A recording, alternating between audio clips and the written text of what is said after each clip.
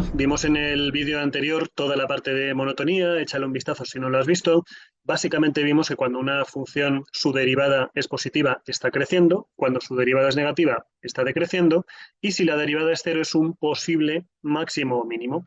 Entonces, en este vídeo vamos a ver un par de cosillas adicionales que creo que son importantes, sobre todo ya a un nivel avanzado. La primera de ellas es que si la derivada de una función es igual a cero en x igual a, entonces puede haber, esto es, entonces puede haber un máximo y mínimo o mínimo en el punto A, pero solamente puede haber, no tiene por qué.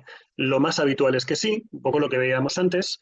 Aquí tienes una función en la cual ahí la derivada es cero, lo hemos comprobado, la derivada es cero en 2 y menos 2.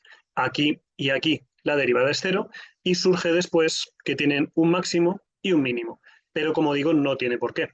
Una de las formas de demostrar ese tipo de proposiciones es con un contraejemplo, es decir, propongo el siguiente ejemplo: f de x es igual a x al cubo. La derivada de esta función claramente es 3x cuadrado, y si yo derivo esta función e igual a cero, o lo que es lo mismo, 3x cuadrado es igual a cero, tenemos que x es igual a cero. Colocamos, como siempre aquí, puntos en los cuales la derivada sea cero más las discontinuidades. En este caso no hay discontinuidades y esta función vale cero en el cero. Nos vamos a cualquier punto el que tú quieras, por ejemplo el 7. 7 cuadrado me da igual lo que valga, pero bueno, 49 por 3 no sé lo que es, pero aquí la derivada es positiva. Ahora bien, fíjate que como aquí hay un cuadrado, esta solución cero es una solución doble. Ya vimos anteriormente que las raíces dobles o las cuádruples o las sextuples, las pares en general, hace que rebote cuando pasamos por aquí. Es decir, si aquí la derivada es positiva, al pasar por aquí, la derivada sigue siendo positiva. Si no te gusta esta forma de verlo, pues puedes cambiar esta x por un menos 1. Menos 1 cuadrado es más 1 y más 1 por 3 es 3 positivo. ¿Y esto qué significa? Que aquí la función crece y aquí la función sigue creciendo. ¿Cómo se dibuja esta función en particular? Pues esta función es muy sencillita y simplemente hace algo así y algo de este estilo.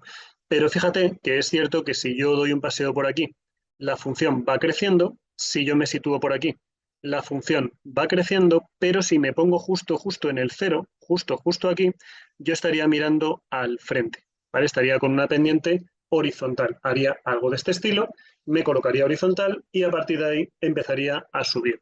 ¿Qué es un máximo? Un máximo es un punto en el cual, en un entorno pequeño suyo, todo lo demás es más pequeño que ese punto. ¿Qué es un mínimo? Un punto mínimo es un punto en el cual, si me sitúo en una zona cercana a ese punto, todo lo demás está por encima de ese punto. ¿Qué ocurre en este ejemplo? Que si me sitúo cerca del cero, hay puntos por encima del cero y hay puntos por debajo de ese cero. Con lo cual, cero no es ni máximo ni mínimo, ni una cosa ni la otra. Claro, aquí entramos entonces en una pregunta que siempre, pues lo normal es que te hagas es: ¿y entonces ese punto qué es? Y esto es muy importante que lo tengas en cuenta porque esta palabra puede aparecer. Todo aquel punto tal que su derivada sea igual a cero se llama un punto singular. Entonces, este punto cero es un punto singular, pero igualmente este punto menos 2 y este punto 2 también son puntos singulares. Si te pidiesen calcular puntos singulares, simplemente tienes que derivar, igualas a cero y buscas qué puntos hacen que la derivada sea cero. Ahora, dentro de eso, puede que ese punto singular sea un máximo, puede que sea un mínimo o puede que no sea ninguna de las dos. Como digo, esta es una definición que es muy importante porque ya digo que puede aparecer más de una vez. Por último, vamos a mencionar otro resultado que es también muy interesante, que es el siguiente: si la derivada en un punto de una función no es igual a cero, aún así podría existir un máximo o un mínimo, es decir, los máximos y mínimos no son solamente cuando la derivada es cero. Es verdad que la mayor parte de ellos sí ocurre así, pero no tiene por qué ser así. Y como ejemplo vamos a proponer uno que ya hicimos una vez, que es el valor absoluto de x. No voy a entrar en todo el asunto del dibujo, sí que te voy a mencionar que esto ya sabes que el primer paso es colocarlo de esta manera, con el igual donde quieras, por ejemplo, aquí arriba.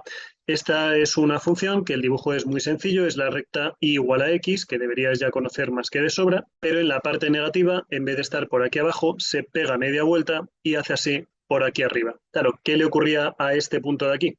Que ahí tenías lo que llamábamos un punto anguloso, pero en este caso, si te fijas bien, es una función continua, no es derivable, pero este punto es un mínimo. Es un punto que existe y es el más bajo dentro de una zona cercana a ese punto. Fíjate que dentro de esa zona cercana, este punto es el más bajo. Entonces, Para el cálculo de los máximos y mínimos tienes que ver puntos con derivada cero y otro tipo de cosas como por ejemplo los puntos angulosos. Entonces, en un punto anguloso habría que analizar la derivada. Ya sabes que esta derivada es 1 por la parte derecha, menos 1 por la parte izquierda. No colocamos el 0 porque en el 0 no es derivable.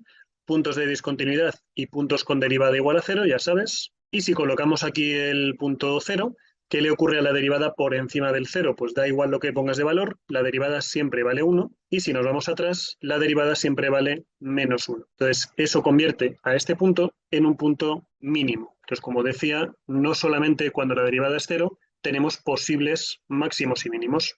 Ahora, ¿siempre ocurre esto en los puntos angulosos? No tiene por qué. ¿Es posible encontrar un punto anguloso que no sea un máximo o un mínimo? Pues la construcción es absolutamente sencilla. Imagínate, por ejemplo, que tienes una recta que está cayendo así muy a pique y de repente pasa de hacer así a hacer algo así. Entonces, ahí tienes un punto anguloso que no es ni un máximo ni un mínimo. En una zona cercana a ese punto, suponte que ese punto es el 1, por poner así un número cualquiera. Cerca de ese 1 tienes por la parte izquierda la función está decreciendo y por la parte derecha está decreciendo, aunque decreciendo menos. Entonces, para que sea un mínimo, tiene que decrecer y después tiene que crecer. Y en este caso decrece y después sigue decreciendo. Con lo cual, no todos los puntos angulosos son máximos o mínimos. Para el estudio de funciones, ten en cuenta todo ese tipo de cuestiones. Es verdad, como decía antes, que el 80-90% de las funciones, para el cálculo de máximos y mínimos, derivas igualas a 0 y ahí tienes máximos y mínimos, es lo que suele ocurrir, pero claro, el suele ocurrir en matemáticas significa que si yo quiero o te ponen en un examen una función en la que no ocurra, en ese 20% de funciones hay mogollón, infinitas de hecho, que no van a cumplir esto de aquí. Una cosa es que casi siempre pase esto y otra cosa es que muchas veces pueda pasar que la derivada es 0, pero no hay máximos y mínimos. Puede pasar que la derivada no sea 0 y aún así sea un máximo o un mínimo porque tenga un punto anguloso. Incluso puede ser que sea un punto anguloso, pero no tenga un máximo o un mínimo. Distingue bien estas palabras, punto anguloso, punto singular, máximos y mínimos, no es lo mismo. Y con esto estamos ya en condiciones de dar el salto al siguiente punto, que es el punto de la curvatura. Espero, como siempre, que te haya sido útil este vídeo y nos vemos ya en el siguiente.